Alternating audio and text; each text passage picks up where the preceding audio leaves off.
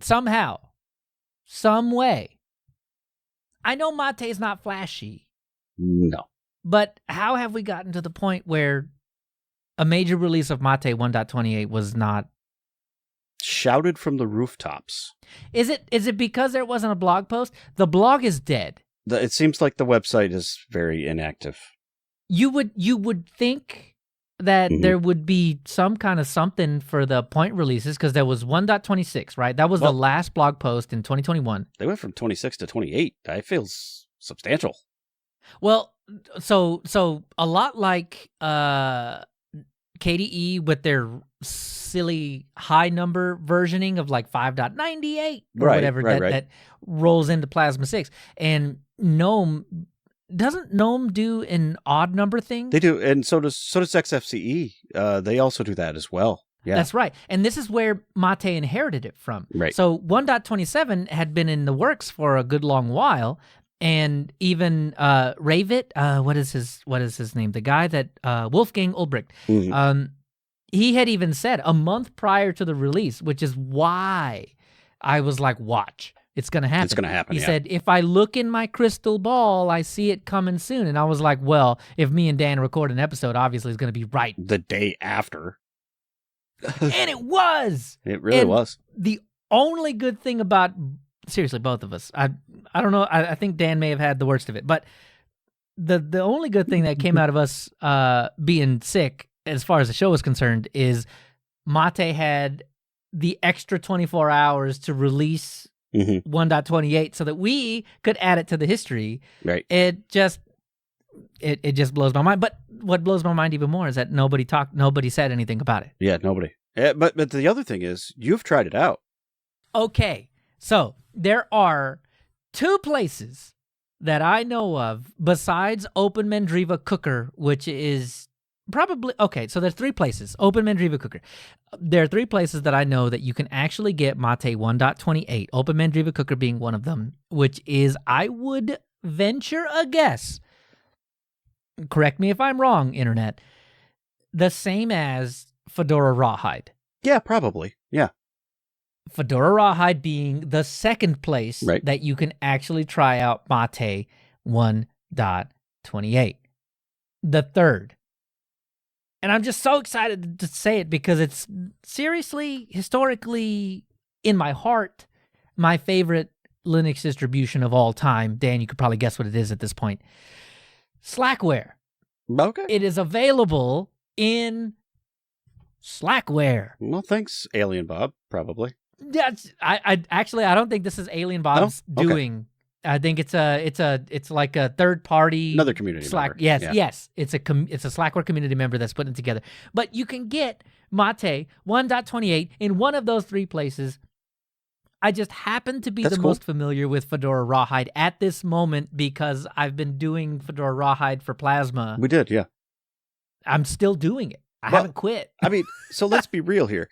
The hype train building up to, new GNOME versions and new Plasma versions. There's like release candidates and alphas and betas and all that stuff, right? You got any hype train on Mate? No, you don't. And it's kind of because there isn't a whole lot to really discover new, although they're working towards some important things in the Wayland adoption, and that is pretty important, and there's a lot of work to that. I'm not dismissing any of that, but as we said in the history, the whole idea is to remain the same and look the same and act the same, and so it's just not exciting for a lot of the news outlets and stuff, probably. Yeah, it's twofold, and that's one of the issues. Is that, like, what could Mate possibly do that would be just groundbreaking or new? That's quite literally the antithesis of their existence. Yep. They do not do groundbreaking. They do more of the same. No, they just continue to work. That's what they do. And that's right. That's great. There's a lot of maintenance, and that's takes a lot of work. Yes. It absolutely does, because not only are they not changing on the front face of it, they're iterating in the back, right? I mean, we're talking about the Wayland adoption and the slow march toward Wayland compatibility, and that's maybe Mate 1.30 is going to be, you can do Wayland now on it. But completely. I mean, we're not there yet. And I think Control Center is still not quite there yet. So there's still some work to be done. But, the other leg of that, the other fold of that is that there's still nothing on the blog. Nope.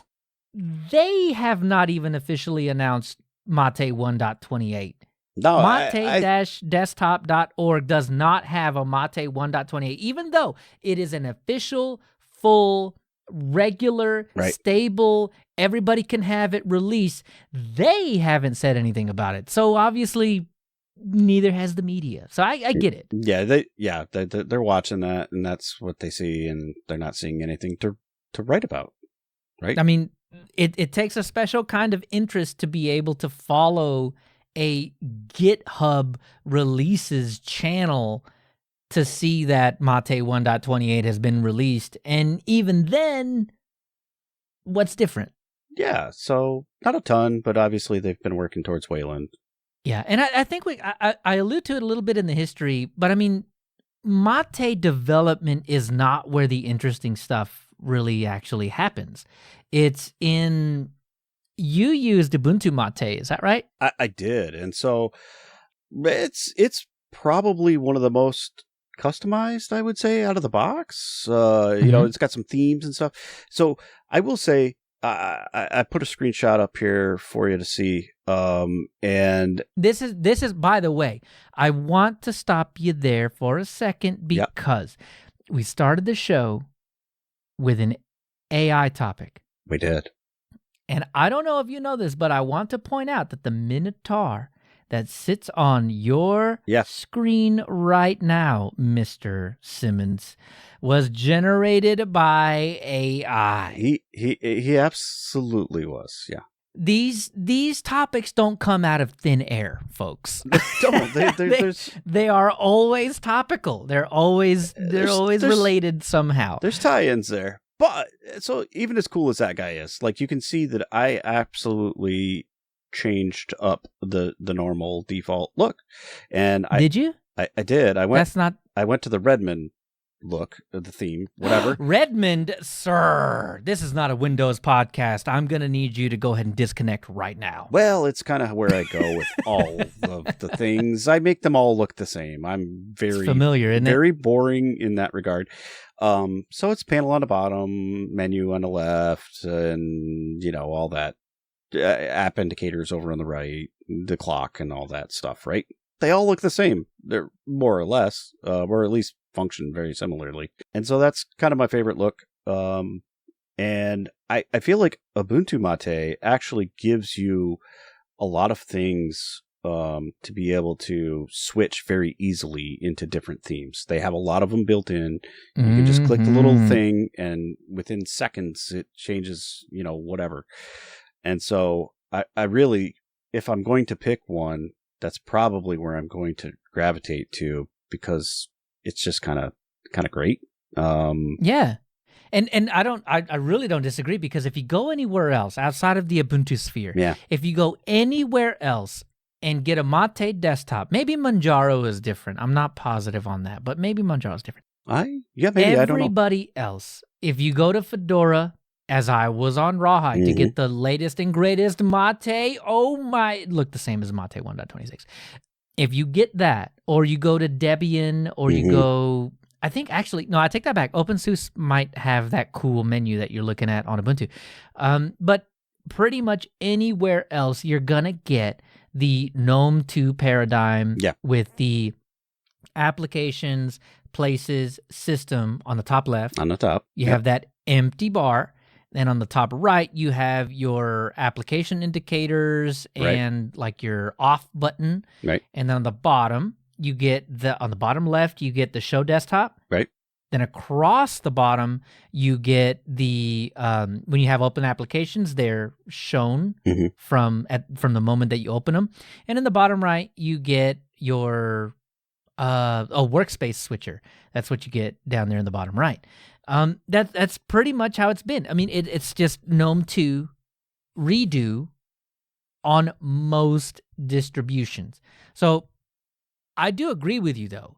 The paradigm of having that menu come up in the bottom left and not having the top menu across the top, that's where I'm at too, but I differ just a little bit in where I went. All right. So for the majority of my time, besides the Fedora Rawhide Mate 1.28, because I could only do that for 2 days because it literally released like a few days ago, I went with Linux Mint Mate. Okay. Yeah. And buddy, let me tell you, it's actually kind of difficult to say, I've been on Linux Mint Mate and I want to leave. That's difficult to do.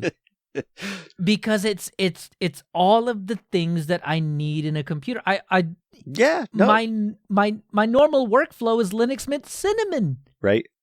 And Linux Mint Mate is basically just Cinnamon but redone in Mate. So the workflow is the same, the paradigm is the same, the menu is pretty close, but everything else is pretty much spot on for what I've been doing for years and years and years and years. And man, if I had a machine that was maybe a little less capable, had a little less RAM, and I didn't need to do anything, heavy on it, man, it would be a really hard time for me to say, nah, I don't need that. I don't need Linux Mint Mate, because they do a really good Linux. This is my whole problem. Is that Linux Mint does a really good job at the user-facing applications to make things simple. They add some flair there to help the ease people into things. Absolutely. It's the system administration side that nobody ever wants to think about or deal with. That Linux Mint, I think, has done a stellar job in simplifying. It's just, it reminds you, you click on it, it's like, hey, do your updates. And I do my updates. And then I don't think about it again for a while. And they've really kind of simplified that onboarding as well. So it's really hard for me to get away from just the familiarity of it, I think. Yeah, and I think that's fair. Like I like you said, like it's the same paradigm that I pick everywhere. But like you, and even though it's like super customizable, lots of themes out there. You can go download GNOME looks or whatever stuff and customize things left and right. It might very well be one of the most customizable desktops out there. I don't know. But specifically to the Ubuntu Mate one, you kind of alluded to it, but there's a whole lot of customizability baked into the Ubuntu Mate specifically version. But you can download all that stuff and bring it into any of the other distributions too. It's there. It's ready for the taking. It's just most don't. And I don't know. Yeah, so like I could live on this, but it's not where I'm going to stay. But it's not LXQt. It's not LXQt. It's not even Plasma. it's not either of those two things, right? And so like I know it is lighter probably than many of the other desktops, but it isn't the lightest. So I mean, there's other options there too. I didn't do any like performance comparisons, but you don't need to, right? Like, I mean, in a way, I know. Like I know it's using more RAM than LXQt or Plasma probably. I don't know, but it feels fine. It does feel fine. It's very snappy. It's very responsive. It works really well. So yeah, I think if you compared it to XFCE, close. It would probably fight XFCE for which one is going to be the lightest one of the two. I think so, and I don't know. Like I don't know why I can't stay there, but it's not where I want to be. Yeah. Okay. I have a slightly more comfortable view of it. I feel like I could. But more than that, I feel like if I needed a GUI on a device that was lesser equipped, or especially on a VM, Mate has and will continue to be my go-to. Me and XFCE, Yep, that's how I. The low animation Plasma mode is actually the contender. Not XFCE. You can miss me with that. But the low non-animated version of Plasma is the only thing I think that could step up to, in my opinion, Mate on a lower spec machine. But because of the compatibility of GTK versus the compatibility of Qt, in terms of the way things look on the screen, not in terms of can you run it on the desktop, because that's the same. I think Mate wins it, and I think that's why I go with Mate on a machine like that. But I do want to just stop and take a minute to dote on Ubuntu Mate is the only one that I know of that has that switcher, that like look and feel switcher. There's a few things that are built into Ubuntu Mate, and I didn't really touch on that because it's not an Ubuntu Mate episode, but it's so hard to not talk about it. Well, that's what I use, so I can say that, yes, they add some value-add things, much like Linux Mint does to the things that they produce. But they don't give you a choice. Ubuntu Mate gives you a full-on There's a lot of choices. There are a lot of choices. Yeah. So they have the software boutique. That's another thing. And they have the welcome app that brings you in, and you have the browser elections, choice thing. There's a lot of those things that they bring. And included with that is obviously the theme switcher. And that's right there in front of you. As soon as you start, it lets you pick your theme and your color, accents, and all of that stuff right out of the gate. And so it is a pretty nice touch. And it is probably one of the only ones that lets you do that, right? So even more. They still have it, right? I didn't use Ubuntu Mate, but I know they've had it in the past. It's where you can go into the full-on make it feel like Unity. Make it feel Unity like is Mac one of the OS. choices. Like, they have all of the choices. They have the Cupertino one, which is the Mac OS lookalike. They got the Redmond one, which is like Windows 7-ish sort of feel. And then they've got some other ones too. I didn't even explore all of the options that they have, but I know they have those. They've got the traditional GNOME 2 look with the panels on the top and the bottom. Right. And so they've got everything encompassed. They can make it look like anything you want it to look like. And so that's why I say it's like obviously one of the most customizable and configurable desktops out there. I know you can do a lot of that stuff in the other ones. It's just not in front of your face as easily. Yeah, you got to as configure it. Yeah. And unless you're looking to go configure your desktop, it's not going to be right there front and center. And I think that's why both Dan and I have kind of settled on the two best distributions for Mate in existence. I think so, yeah. Ubuntu Mate for being able to change up, have that Ubuntu base, take advantage of snaps if that's what you want. Yep. But have the options to make it look the way you want in Ubuntu Mate, but also the other choice being Linux Mint Mate, where you don't have the customizability of what the desktop looks like, right? But I feel like you get the better desktop and overall environment. You get all those Mint tools that kind of are great. Yeah, absolutely. Yeah. And embrace Flatpak out of the gate. Right. Where I think that does seem to me to be where the community is leaning. But, you can't go wrong with either because you can get both things on either. But I do feel like Ubuntu Mate or Linux Mint Mate, those are going to be the two where I think they're the front runners. That's really where, if you want like desktop innovation, if you want where the desktop is going to shine in a Mate, that's where that stuff's happening. Yeah, I agree. So I had a good experience. I'd do it again, and I did it for a month, but I've moved on. And I got to mirror that, except it's hard for me to move on because it's just so familiar. I like it a whole lot. It's just a very good experience it is good. In general, especially on Linux Mint. I think that's where my bias really kind of shows. But I mean, you can't go wrong, especially on a lower spec machine. You just can't go wrong. So yeah, I think we agree. Mate is a good one. If you're, especially if you're on a lower spec machine, Mate is definitely worth your time. So you can catch all the great links at linuxuserspace.show. And if you want to send us an email and give us some feedback, we've got a topic show coming up.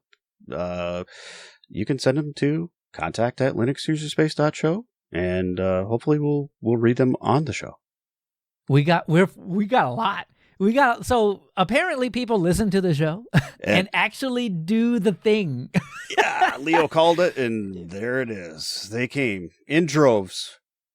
We've got so someone that is mainly Spanish speaking listens to the show through captions. Wow. Like automatically. Speaking of AI, generated translations into Spanish to listen to the show and kind of get experience with the history and stuff like that.